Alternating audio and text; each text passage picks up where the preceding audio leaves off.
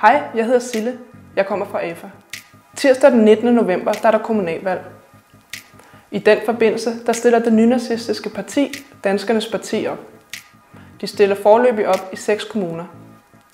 Det er Sønderborg, Fredericia, Aarhus, Hjørring, Brøndby og København. Danskernes Parti blev stiftet i 2011 af deres leder, Daniel Carlsen.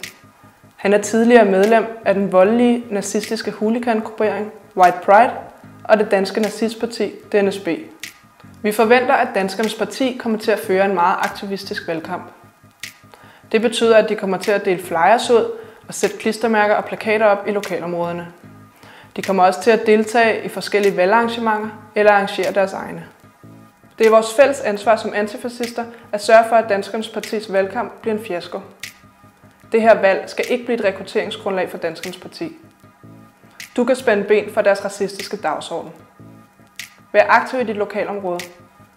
Sørg for altid at have en bunke klistermærker med i lommen, så du kan klippe deres nazistiske propaganda over, når du ser det. Du kan opfordre kommunalpolitikere til ikke at gå i dialog med Danskernes Parti. Ved at diskutere med dem, legitimerer man dem. Bak op om AFAs Alerta-koncept, så vi sammen kan reagere hurtigt, når nazisterne mobiliserer. Hold dig opdateret ved at læse på projektantifag.dk og tilmelde dig sms-servicen Antifag Update. Hvis du vil vide mere om Danskernes Parti, så gå ind på redox.dk og læs deres rapport om partiet. God valgkamp! Vi ses på gaden.